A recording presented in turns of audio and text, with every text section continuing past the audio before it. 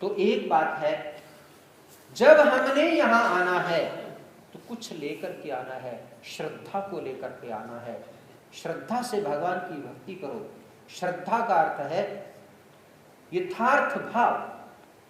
श्रद्धा, शर्त का अर्थ है यथार्थ, और धा का अर्थ है धारण करना।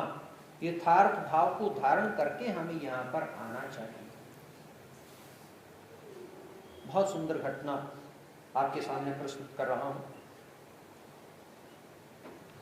आपने उस घटना को सुना भी है। एक माई बाईसा,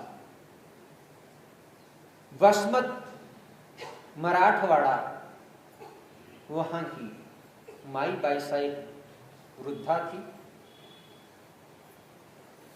उसकी 2 लड़कियां थी, एक लड़का था, पति था। भाग्य ने पलटा खाया।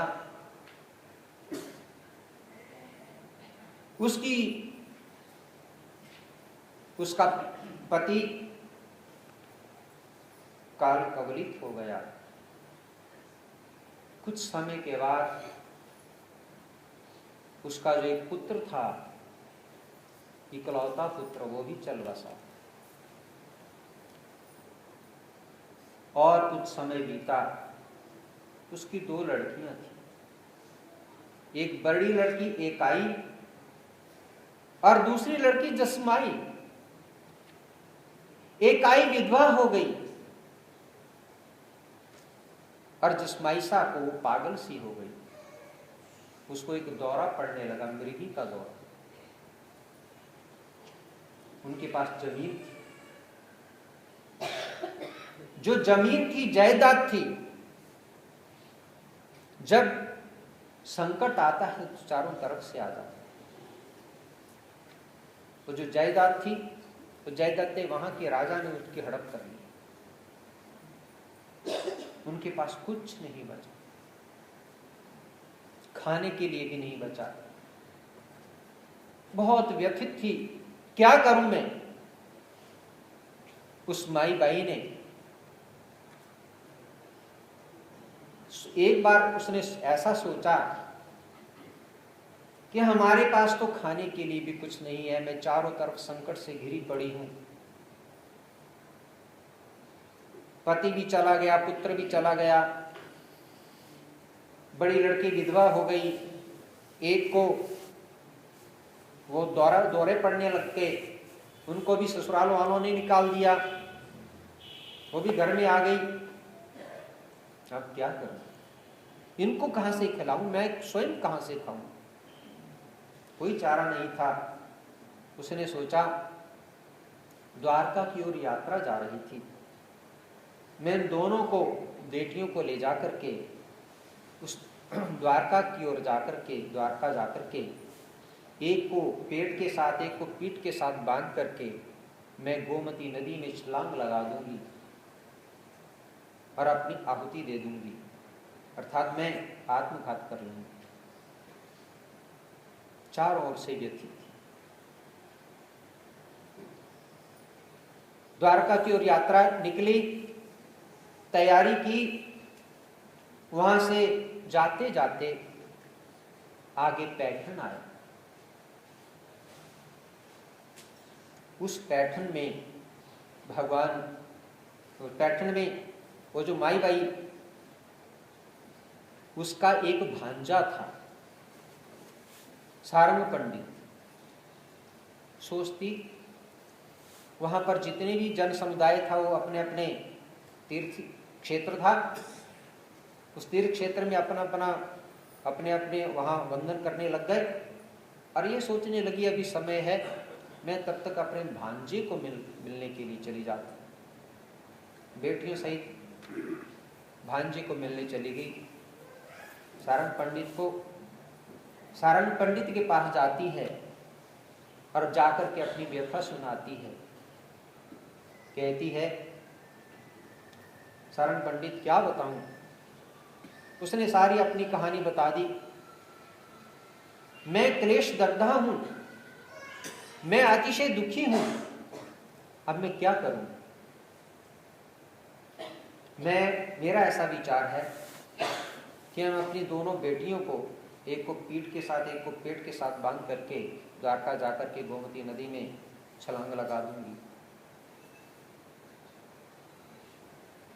सारंग पंडित ने जब ये सुना तो उसको आश्वासन दिया, देखो संकट आते हैं, सुख आते हैं, दुख आते हैं, चले जाते हैं, हमेशा कोई सुखी नहीं रहता, कोई दुखी नहीं रहता। चक्रवत परिवर्तन ते सुखानी च दुखानी च, सुख और दुख चक्र के समान घूमते रहते हैं। सभी हमेशा सुखी नहीं रहते, सभी हमेशा दुखी नहीं रहते। तो माई भाई आप ऐसे मत करो, आप अपना आत्मघात मत करो, ऐसा करना अच्छा नहीं होता। दुखों से घबराना ये कायरता है। आप ऐसा करो, मैं आपको एक उपाय बताता हूं। एलोरा में भगवान श्री चक्रधर स्वामी जी, आप वहां जाओ और उनको अपनी व्यथा सुनाओ, और उनके पास जाकर के यदि आपको शांति प्राप्त नहीं हुई तो आपका जैसा मन हो, जैसी इच्छा हो, आप ऐसा करें। ऐसा उसको बताया। अगले ही दिन जब यात्रा जाने लगी तो उसी के साथ माई बाई अपनी दोनों बेटियों को लेकर के एलोरा की तरफ जाती है। एलोरा में पहुंचती है, सामने भगवान श्री चक्रधर स्वामी जी विराजमान हैं। सारंग पंडित के बतलाए हुए कि भगवान श्री चक्रधर स्वामी जी कैसे हैं, उन्होंने उनकी श्री मूर्ति का वर्णन किया होता है। उसी श्री मूर्ति के वर्णन के अनुसार वो जान जाती है कि यही भगवान श्री चक्रधर स्वामी जी हैं। देखते ही कुछ भेंट स्वरूप वीणावसर इत्यादि भगवान को अर्पण करती है, नमस्कार करती है, पास में बैठ जाती है। दोनों बेटियां बैठ जाती हैं। भगवान पूछते हैं, क्यों आपको सारंग पंडित ने भेजा? वो भगवान का सुना अनसुना कर देती है, भगवान को देखती रहती है, एकटक देखती रहती है भगवान की श्री मूर्ति की ओर। एकटक देखती रहे तो सब कुछ विस्मृत सी हो जाती है। उसको लगता है और भगवान की श्री मूर्ति के बीच में अपने उस बेटे को, जो मृत्यु को प्राप्त हो चुका है, अपने बेटे को देखती है और बेटे को देखते हुए ऐसा मन में ध्यास करती है कि मेरा ही बेटा है। और भगवान को देखते हुए थोड़े ही समय में विलाप करने लगती है कि प्रभु मेरा ऐसा ही बेटा था, ऐसे ही उसके हाथ थे, ऐसे ही उसके पांव थे, ऐसा ही उसका मुख था, ऐसे आप जैसे उसके अवयव थे, इतना ही सुंदर था। रोती जाती है, विलाप करती जाती है। भगवान उसको रोने देते हैं, भगवान उसको चुप नहीं कराते। इसलिए क्योंकि जो दुखी होता है जब वो रो लेता है तो रोने से उसका मन हल्का हो जाता है। जब आपने देखा होगा जब किसी की मृत्यु हो जाती है, जब कोई नहीं रोता तो उसको जबरदस्ती रुलाते हैं, ऐसे हमने देखा है। क्यों? अगर वो न रोए तो कहते हैं वो पागल हो जाता है। भगवान ने उसको रोने दिया, उसका मन हल्का होने दिया, उसका मन हल्का होने दिया। रोती जाती है, रो करके कुछ रुकती है, रुक करके भगवान दोबारा फिर कहते हैं, माई भाई आपको सारंग पंडित ने भेजा। फिर वो सुना अनसुना कर देती है, फिर भगवान की तरफ एक टक देखती है, फिर उसको दोबारा फिर याद आती है अपने लड़के की, फिर वो विलाप करती है, रोती है।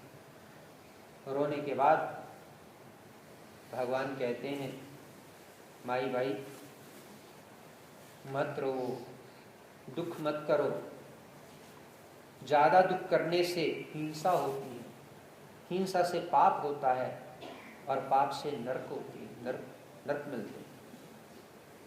इतना रोना अच्छा नहीं, मर्यादित रोना चाहिए।